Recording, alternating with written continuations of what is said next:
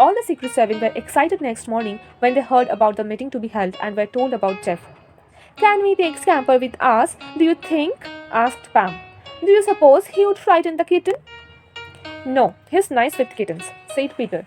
Anyway, he will be on guard down below, and the kitten will be up the tree with Jeff. I must remember to take a bottle of milk and a saucer and some fish. Good thing we had haddock for breakfast, said Janet. I will wrap a bit up in greaseproof paper. Poor little kitten. Do you suppose its leg will be all right? Imagine anyone kicking a kitten. Promptly at 10 o'clock, the Secret Seven met at the foot of the tree. The password was whispered importantly to Peter. Adventure, adventure, adventure. Is that boy up there? Yes. Got your badge on? Good. Are we all here now? Well, up we go. Scamper, on guard, please. Scamper looked at Peter, wagged his tail, and at once ran to his sentry box in the nearby tree. He sat down on his bit of rug there and looked quite stern as if to say, Strangers, beware, I am on guard. Peter went up the tree first, the bottle of milk in his pocket and the little saucer between his teeth. The others followed. Peter saw Jeff peering down anxiously as he heard them climbing up. Hello, Jeff, said Peter, clambering up to the platform of boats. Had a good night? How's the kitten? Its leg is much better, said Jeff. And I slept all night except when the wind blew too hard. I say, nobody will give me away, will they? How many of you are there? 7, said Peter.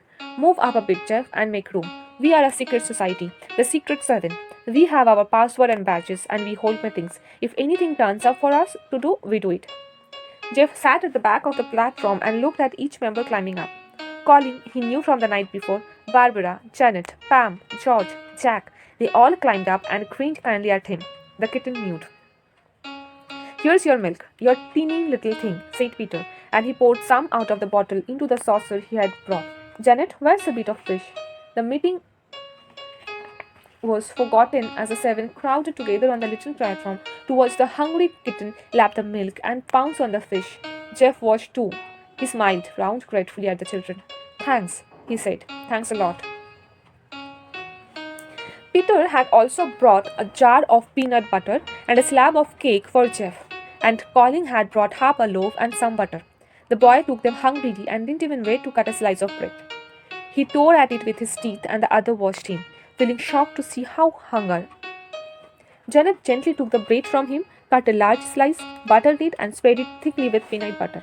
You will like this better than a mouthful of bread, she said. Jeff ate everything they had brought, except the biscuits they were keeping for me-morning. He wiped his mouth on the sleeve of his jacket with a sigh.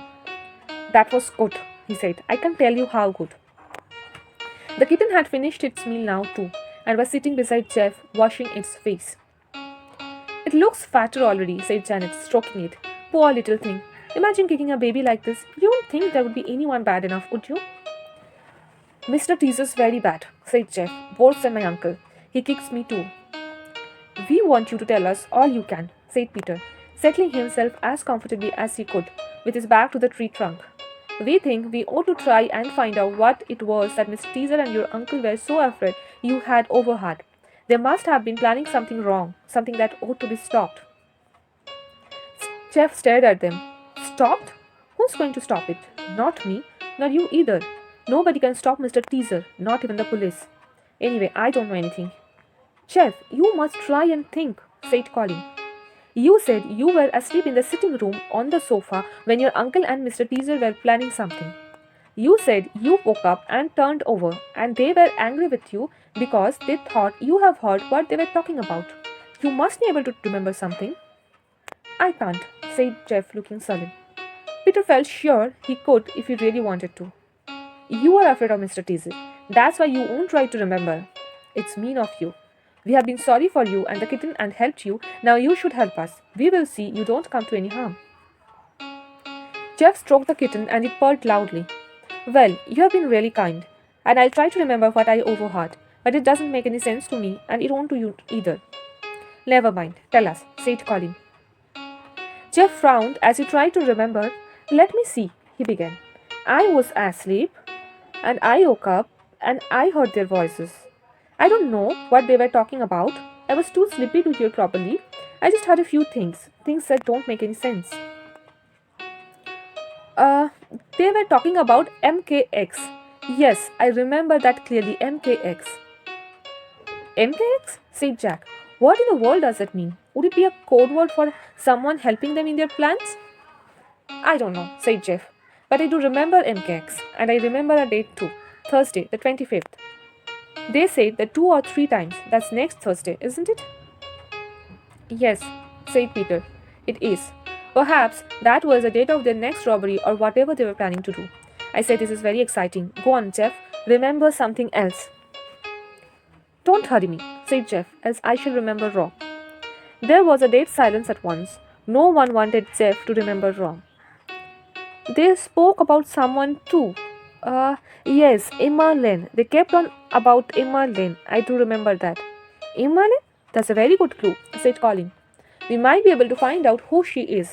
I have never heard of her. Anything else? Asked Peter. You really are doing very well, Jeff. Think hard. Jeff was pleased. He thought again, going back in his memory to that night on the sofa, hearing the two men's voices again in his mind. Oh, yes. They said something about a red pillow. That puzzled me. A red pillow. I remembered that. It puzzled the others too. A red pillow didn't seem to fit into anything. Who'd have a red pillow and what for? MKX, Thursday the 25th. Emma Lane, a red pillow, said Peter. What a mix-up. I can't make head or tail of any plot with those 4 things in it. In fact, the only thing that is at all possible to follow up is the Emma Lane clue. Anything more, Jeff? Think. Do think. There was something about a grunting, Jeff said. Watching through a grunting? Yes. Yes, that was it. Does that help you at all? No, it didn't. It just added to all the mystery. How were the Secret Service to tackle all that? Jeff couldn't remember anything more at all. He began to look worried when the Secret Service pressed him. He went rather white and Peter noticed it. All right, no more questions, he said. We will discuss all these and have a few biscuits to help us, and a drink of something, like a biscuit, Jeff? Although it was only about an hour since he had eaten a huge meal, Jeff was quite ready to eat again, so was the kitten. It nibbled the biscuit and Janet held out to it was quite playful. It's feeling better, said Jeff. Listen, is that your dog barking? It was. Scamper barked a few little barks at first, and then burst into loud and angry ones. Peter peered down the tree. Jeff clutched Colin, looking frightened. Don't give me away if it's me thereafter, he said. Please, please don't. 2 men were below the tree, walking past. Peter made Jeff look down. He shrank back at once, looking so scared that Peter knew immediately that the men were Mr. Teaser and Jeff's uncle. They were looking for him still, and were under that very tree that poor Jeff was up. They didn't know that, of course. Scamper was taking all their attention. He capered round the men, pretending to snap and snarl. He didn't like them at all. Brute of a dog, said one of the men, and picked up a date branch.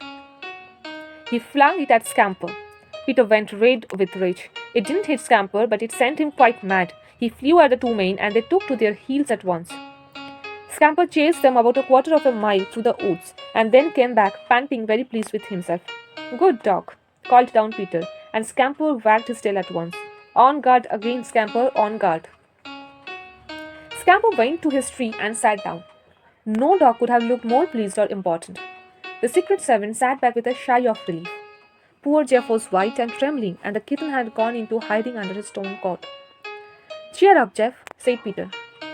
Scamper has chased them away. I wonder how they guessed you were here. I think it's because of the kitten, said Jeff. They have only got to ask if anyone has seen a boy with a kitten.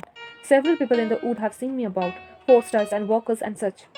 Mr. Teaser and my uncle will get me in the end. No, they won't, said Peter. I must say I didn't like the look of them. Now what are we going to do about this? The 7 talked and talked. MKX, who or what was that? Emma Lane, how could they possibly find out where she lived? The red pillow, impossible clue. The 25th, that was a definite date, but what was going to happen on it and where? The grunting, where was that, and why was someone going to watch through it? I don't even think that famous detective Sherlock Holmes could have made head or tail of this, said Peter at last. It doesn't seem any use to discuss it at all. No, but it's fun and very exciting, said Pam. I think we ought to tell someone. What about your parents, Peter? Yes, we will better tell them, said Peter, not wanting to in the least. If we could find out something ourselves, we could have a shot at it, but I don't see how we can. Except that we could find out if there is an Emmeline. That might lead us somewhere. How could we? Asked Barbara. Ask at the post office, said George, feeling rather bright. They know where everyone lives. Yes, good idea, said Peter. You and Jack can ask on the way home, and if it leads to nothing, we will tell my father and mother. I don't want you to do, said Jeff. I will get into trouble if the police go into this. Sorry, Jeff, said Peter, but this affair has got to be sorted out. It's a pity it's beyond the power of the Secret Seven. We have never had a failure yet. Still, this really is too difficult for anything. We would better go, said George. I keep getting into rows for being late. I bet you others do too. Yes, we do, said Janet. And you and Jack are going to call at the post office, aren't you? We really must go. When will you be back here again? Asked Jeff anxiously. This afternoon probably, or after tea, said Peter. We will decide as we go home. We will bring you some more food. Anyway, you can eat the rest of the biscuits and the chocolate. That will keep you going. Now don't look so scared. You will be quite all right. No one can possibly guess you are up here. Jeff looked very doubtful. He watched the seven climb down one by one. He heard Scamper's excited welcome. The kitten shrank back in fright against him when she heard the loud barks.